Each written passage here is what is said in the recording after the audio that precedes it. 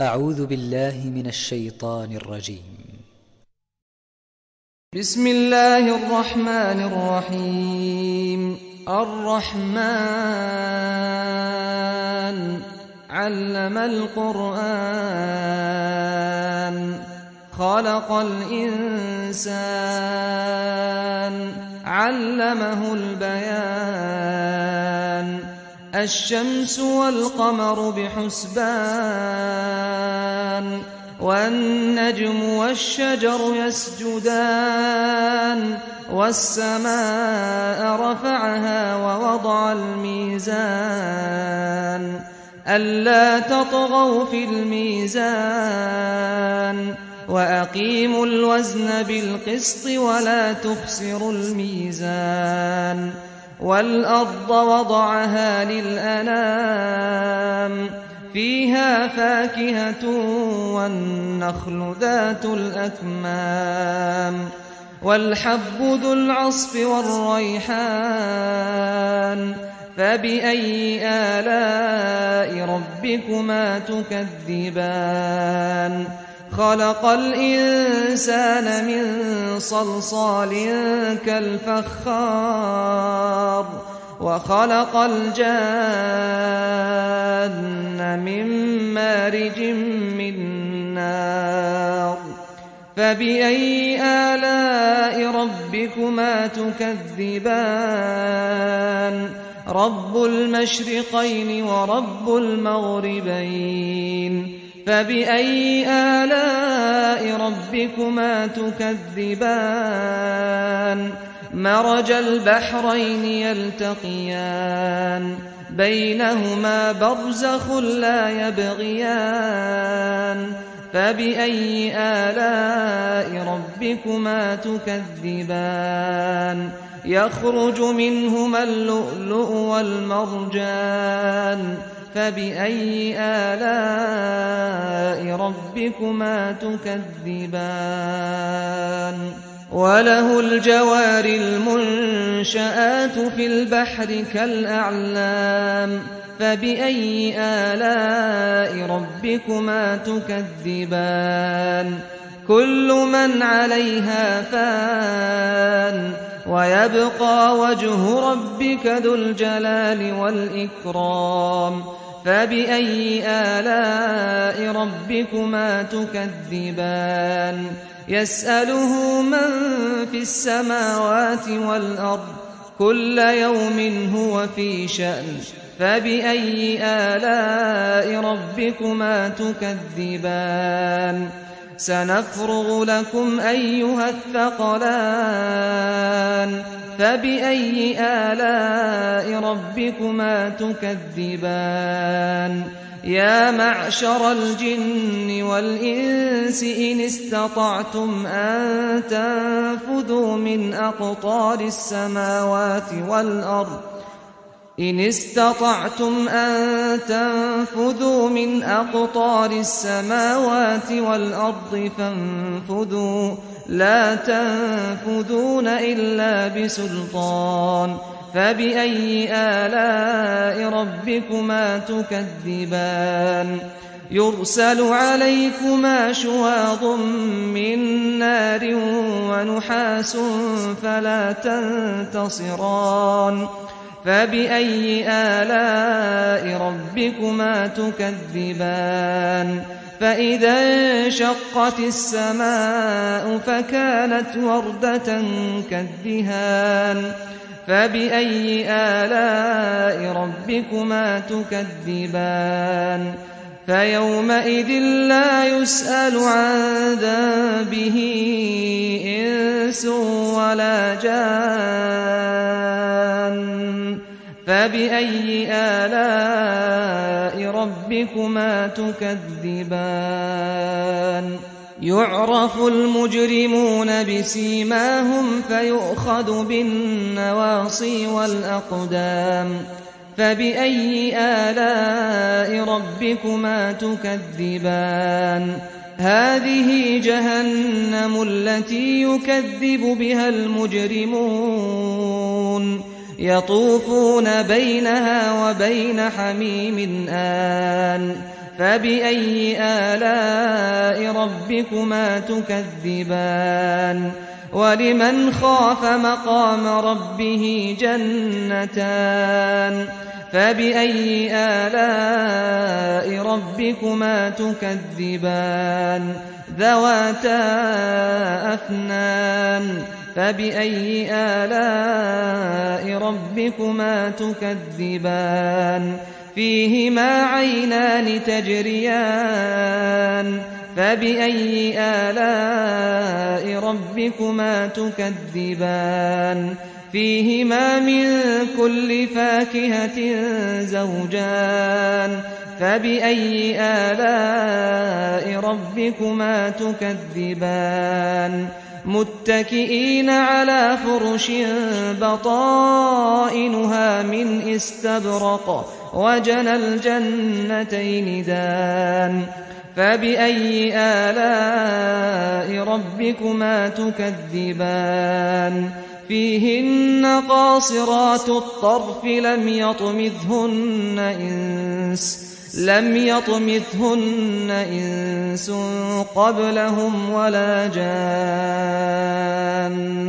فبأي آلاء ربكما تكذبان كأنهن الياقوت والمرجان فبأي آلاء ربكما تكذبان هل جزاء الإحسان إلا الإحسان فبأي آلاء ربكما تكذبان ومن دونهما جنتان فبأي آلاء ربكما تكذبان مدهامتان فبأي آلاء ربكما تكذبان فيهما عينان نضاختان فبأي آلاء ربكما تكذبان فيهما فاكهة ونخل ورمان فبأي آلاء ربكما تكذبان فيهن خيرات حسان فبأي آلاء ربكما تكذبان حور مقصورات في الخيام فبأي آلاء ربكما تكذبان لم يطمثهن إنس قبلهم ولا جان فبأي آلاء ربكما تكذبان متكئين على رفرف خضر وعبقري حسان فبأي آلاء ربكما تكذبان تبارك اسم ربك ذي الجلال والإكرام. أعوذ بالله من الشيطان الرجيم. بسم الله الرحمن الرحيم. الرحمن علم القرآن خلق الإنسان علمه البيان الشمس والقمر بحسبان والنجم والشجر يسجدان والسماء رفعها ووضع الميزان ألا تطغوا في الميزان وأقيموا الوزن بالقسط ولا تخسروا الميزان والأرض وضعها للأنام فيها فاكهة والنخل ذات الأكمام والحب ذو العصف والريحان فبأي آلاء ربكما تكذبان خلق الإنسان من صلصال كالفخار وخلق الجان من مارج من نار فبأي آلاء ربكما تكذبان رب المشرقين ورب المغربين فبأي آلاء ربكما تكذبان مرج البحرين يلتقيان بينهما برزخ لا يبغيان فبأي آلاء ربكما تكذبان يخرج منهما اللؤلؤ والمرجان فبأي آلاء ربكما تكذبان وله الجوار المنشآت في البحر كالأعلام فبأي آلاء ربكما تكذبان كل من عليها فان ويبقى وجه ربك ذو الجلال والإكرام فبأي آلاء ربكما تكذبان يسأله من في السماوات والأرض كل يوم هو في شأن فبأي آلاء ربكما تكذبان سنفرغ لكم أيها الثقلان فبأي آلاء ربكما تكذبان يا معشر الجن والإنس إن استطعتم أن تنفذوا من أقطار السماوات والأرض إن استطعتم أن تنفذوا من أقطار السماوات والأرض فانفذوا لا تنفذون إلا بسلطان فبأي آلاء ربكما تكذبان يرسل عليكما شواظ من نار ونحاس فلا تنتصران فبأي آلاء ربكما تكذبان فإذا انشقت السماء فكانت وردة كالدهان فبأي آلاء ربكما تكذبان فيومئذ لا يسأل عن ذنبه إنس ولا جان فبأي آلاء ربكما تكذبان يعرف المجرمون بسيماهم فيؤخذ بالنواصي والأقدام فبأي آلاء ربكما تكذبان هذه جهنم التي يكذب بها المجرمون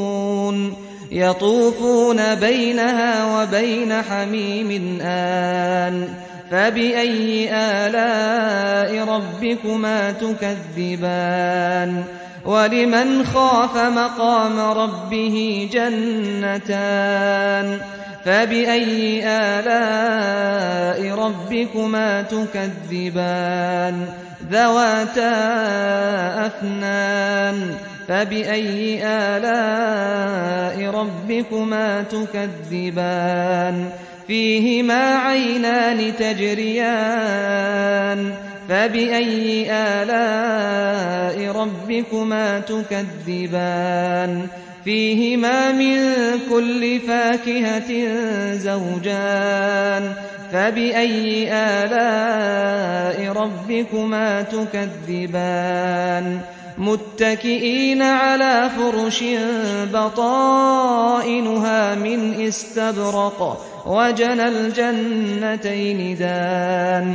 فبأي آلاء ربكما تكذبان فيهن قاصرات الطرف لم يطمثهن إنس لم يطمثهن إنس قبلهم ولا جان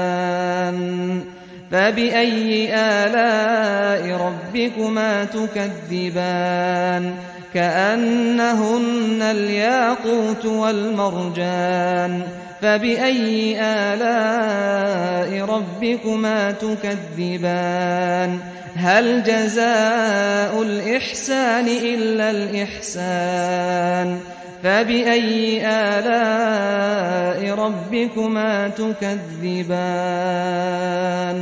ومن دونهما جنتان فبأي آلاء ربكما تكذبان مدهامتان فبأي آلاء ربكما تكذبان فيهما عينان نضاختان فبأي آلاء ربكما تكذبان فيهما فاكهة ونخل ورمان فبأي آلاء ربكما تكذبان فيهن خيرات حسان فبأي آلاء ربكما تكذبان حور مقصورات في الخيام فبأي آلاء ربكما تكذبان لم يطمثهن إنس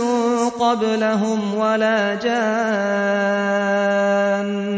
فبأي آلاء ربكما تكذبان متكئين على رفرف خضر وعبقري حسان فبأي آلاء ربكما تكذبان تبارك اسم ربك ذي الجلال والإكرام